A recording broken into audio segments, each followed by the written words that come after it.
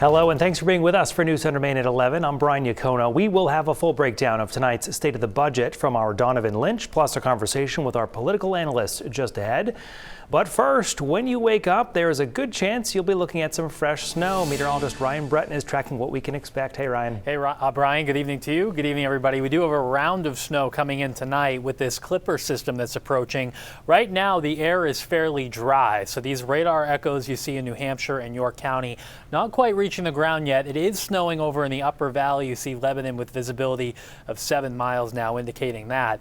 The problem is it's really cold, so all the snow that we do get will be accumulating tonight once it gets started. By midnight, the first flakes approaching the Maine-New Hampshire border, and then I think by about 2 o'clock in the morning, it'll be snowing from Portland south and west. Central and eastern Maine, though, it takes until about 4 or even 5 in the morning for the snow to arrive here. But look at these temperatures at 6 o'clock in the morning. Most areas in the teens, even single digits far north, so road treatments will be needed for the morning commute.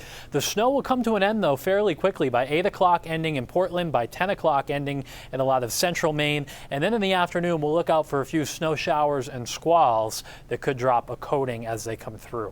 So in total, it's 2 to 4 inches of fairly fluffy snow, but the fact that it will be cold, it will be icy for the morning commute, a little bit slow. There'll probably be some delays out there, and then a chance for a few snow showers and squalls tomorrow afternoon. Brian will have more on what follows the storm coming up. New tonight, our state budget is facing a real challenge. After years of abundant federal money in the wake of the pandemic, it is projected that state revenues are leveling off. Tonight, Governor Janet Mills walked taxpayers and legislators through her plans to balance the budget. Here's News Center Maine's Donovan Lynch.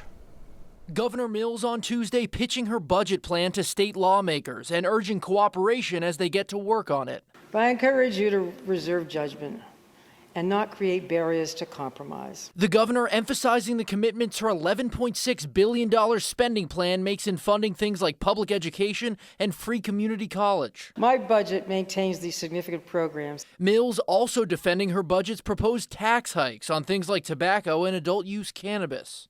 These targeted increases, I think, all told, are reasonable. They raise revenues while leaving the wallets of most Maine families untouched. After the speech, Republicans doubling down on their promise to resist any budget with new taxes. The governor lied flatly when she said she wasn't going to raise taxes. I think it's a priority problem, a spending problem, not a tax problem. And amid Democratic worry at the governor's proposed cuts to certain programs in the Department of Health and Human Services, Mills acknowledging the concern. Listen, those decisions have not been easy to make.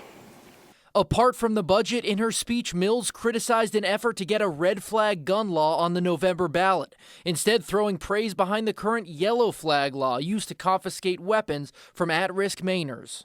The law provides due process, and it will survive legal scrutiny.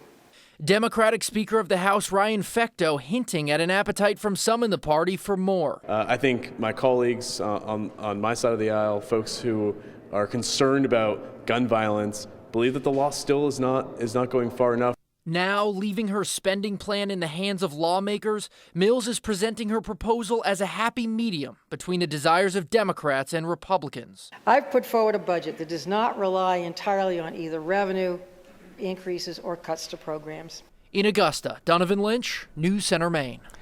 There, of course, is a lot to break down from tonight's address. Donovan also spoke with our political analysts after hearing the governor's plan. We're here unpacking the governor's State of the Budget speech. Now, if you missed it tonight, you can watch Governor Mills' full State of the Budget address and the full Republican response. It is on our free News Center Maine Plus app right now. It's available on Roku, Apple TV, and Amazon Fire. Today, the Maine Supreme Court handed a victory to the Catholic Diocese of Portland. Today's ruling essentially overturns a law passed in 2021 that allowed Mainers to sue over sexual abuse that happened when they were children, even if it happened decades ago. In their ruling, the majority of justices said the law is unconstitutional and that once a statute of limitations has expired for a claim of abuse, you can no longer sue the church or any other party over that claim. The Catholic Diocese of Portland is facing several lawsuits over claims of sexual abuse and how the church responded to those claims. In a statement today, Portland's bishop said there is some uncertainty about what happens next now. He did acknowledge the effect that abuse has had on victims' lives. Representatives for the group Survivors' Voices said that in their ruling, the justices ignored the fact that many people who are abused as children don't report that abuse until they are middle-aged. We have much more on today's decisions in the News Center Maine app. Lawyers for the man on trial right now for killing his 2-month-old daughter started their defense today. Prosecutors say Trevor Averill caused the injuries that led to that baby's death back in 2020. Averill is charged with depraved indifference, murder, and manslaughter. After prosecutors laid out their case over the past 5 days, Averill's defense team started just this morning by filing a motion for acquittal because they said the state didn't prove its case. The judge denied that motion. With that out of the way today, his lawyers called 3 of their own experts to contradict previous medical testimony, which linked the baby's death to being forcibly shaken. Still a lot more news to get to tonight on News Center Maine at 11. Next, new images from a scene in Richmond today. That and more headlines next in your Evening Rush. Time for your Evening Rush. New tonight, Bowdenham Fire and Rescue sharing new photos from Main Street in Richmond, where they say they were assisting Richmond crews to put out a fire there. The Richmond Fire Chief says the call came in just after 2 this afternoon and crews made it there very quickly in less than 5 minutes. He tells us we can expect more information about what happened there in the morning. We'll of course keep you updated as we learn more. Well, multiple people in custody now after Maine State Police say a robbery in Corinth led to a chase. They tell us this happened Monday afternoon when a woman on McCard Road called 911 to report that a man burst into her home, pushed her down, and stole her jewelry. She was not hurt, but she managed to get the robber's license plate number. A fire marshal investigator then spotted the car and tried to pull it over. They say the driver did not stop, leading to a chase through Charleston and Atkinson. It ended in Dover Foxcroft when that car crashed. 2 men, they say, ran into the woods while a woman stayed in the car. Gary Rushdoe and Kevin Bowley were found shortly after, both of them arrested. They say the woman will likely also face charges now. Representatives from the software company Power School now say 33,000 Mainers were impacted by that data breach last month. We're told the hack actually happened December 19th. It wasn't discovered until 9 days later, though. No other details about the hack have been released. Power School, though, does say it is offering 2 years of complimentary identity protection and credit monitoring for people who were involved. And that's your Evening Rush tonight.